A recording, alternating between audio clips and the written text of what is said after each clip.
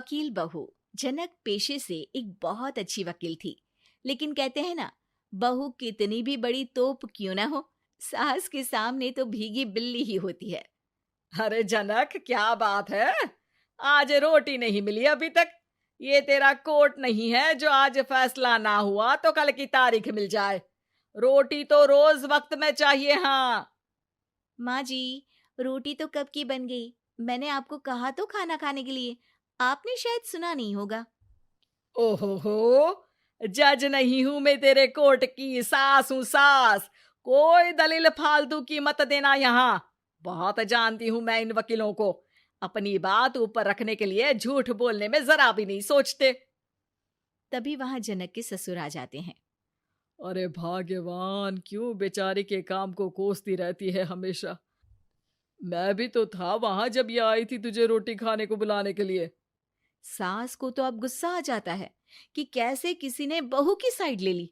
अरे वाह जी वाह, वो तो मैं जानती थी कि कोई ना कोई गवाह तो ये पेश कर ही देगी। पर मैं तो अब सीधा खाना खाकर सोने जाऊंगी। मुझे आदत नहीं है किसी से बहसा बहसी करने की। पता नहीं कैसे ये वकील इतना दिमाग लगाकर खुद तो झूठ बोलते ही हैं, साथ में झूठे गवाह भी ले आते हैं। जनक को सास के ताने सुनने की अब आदत सी पड़ जाती है। एक दिन जनक वकील की ड्रेस पर काला कोट पहनकर कोर्ट के लिए निकल ही रही होती है कि अरे कहाँ चली काला कौवा बनकर? टोक दिया ना। अब कोर्ट तो वकील वाली ड्रेस पहनकर ही जाऊंगी ना। वाह भाई वाह, दामिनी तो मैंने भी देखी है।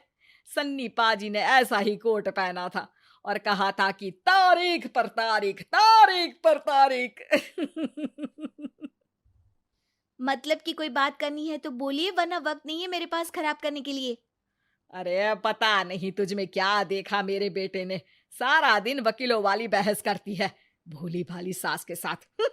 अच्छा सुन, जो इतनी बहस मेरे आगे करती है ना, जरा अपने बॉस से कर ले, जो 1 साल भी ना हुए तेरी शादी को और काले कपड़े पहना दिए। अंदर जा और लाल कोट पहन कर आ, पता तो चले कि नई नवेली शादी हुई है। अरे माँ जी, कोर्ट में मेरा बॉस क्या करेगा? ये तो पूरे देश की ड्रेस है वकीलों के लिए। लेकिन सास तो ठहरी सास। अच्छा, तो कोई जरूरत नहीं है 2-4 साल कोर्ट जाने की। शादी थोड़ी पुरानी हो जाए तब इजाजत दे दूंगी मैं तुझे काले कपड़े पहनने की। अब क्या था, मन मारकर जनक को लाल रंग का कोट पहनकर कोर्ट जाना पड़ता है। उसके जाने के बाद आहा, बढ़िया, ये पूरे देश की ड्रेस की बात करने वाली। अरे पहना दिया ना लाल कोट। अब सास आए दिन या तो जनक को उसके काम का ताना देती या फिर उसका काम छुड़वा देने की धमकी। तंग आकर एक दिन जनक पति से कहती है, मैं सोच रही हूँ कि कोर्ट जाना बंद ही कर दूं। अरे क्यों यार, इतना अच्छा करियर है, क्यों छोड़ने की सोच रही हो? अरे लाल रंग का कोट पहनकर जाना पड़ता है। हर बात पर सास ताना देती है कि वकील तेज होते हैं, सवाल जवाब करते हैं, झूठी दलीलें देते हैं।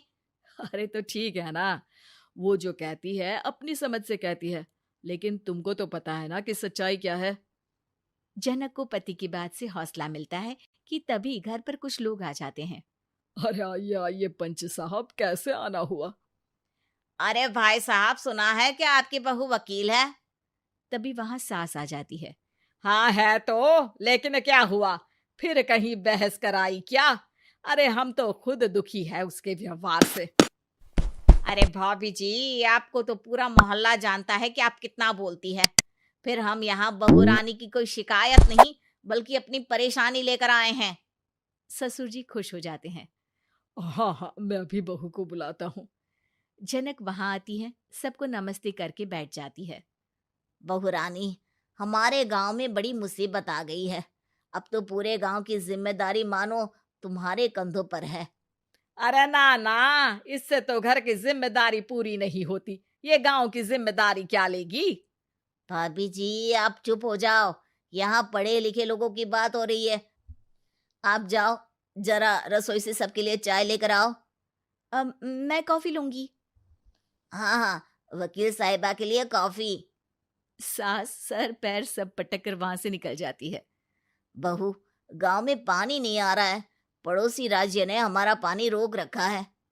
हम्म, इसका मामला तो बड़े कोर्ट में चलेगा पंच जी, लेकिन ऐसा क्यों? वो राज्य हम लोगों से पानी के पैसे मांग रहा है। अब आधे गांव में पानी की सप्लाई खत्म हो गई है बहुरानी। अच्छा पंच साहब, बात गांव की है तो मैं जरूर केस लड़ूंगी। यहाँ एक बार फिर सास की एंट्री हो जाती है। अरे वाह जी वाह, ये काम करवा लो, आप हमारी बहू से बहुत अच्छा करती है। मैं हूं सीधी सादी सास। इस लड़की ने कैसे लड़ लड़ कर मुझे साइड कर रखा है, ये तो अब आपको पता चल ही जाएगा। अरे भाभी जी, आपकी आवाज तो पूरे गांव को सुनाई पड़ती है जब आप बहू रानी को सुंदर वचन सुना रही होती हैं। अरे वकील बहू मिली है, फक्र करो फक्र। हाँ जी हाँ, सारी फकर तो हम लोग ही करें। खैर, अब जो केस लड़ेगी और पानी गांव में आ जाता है, तो पंच साहब लिख कर देना होगा कि हैंड पाइप में सबसे पहले मेरी बाल्टी और घड़ा भरेगा। अरे फिर तो हम बहू रानी के नाम पर घर पर ही सप्लाई दे देंगे, लेकिन ये इतना आसान नहीं है। बहू, गांव के पास अभी वकील करने की भी पैसे नहीं है तो।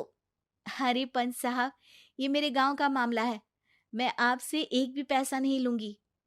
सास को बहू की बात पर गुस्सा आ जाता है, लेकिन सबके जाने के बाद झनक मन लगाकर गांव की परेशानियों को दूर करने में लग जाती है। और वो दिन भी आता है कि झनक केस जीत जाती है। अरे आज तो प्लम्बर आकर घर तक पाइप लगा गया है। खुश हो जाओ, मेरे कारण तुम लोगों को घर के अंदर ही पानी मिल जाएगा।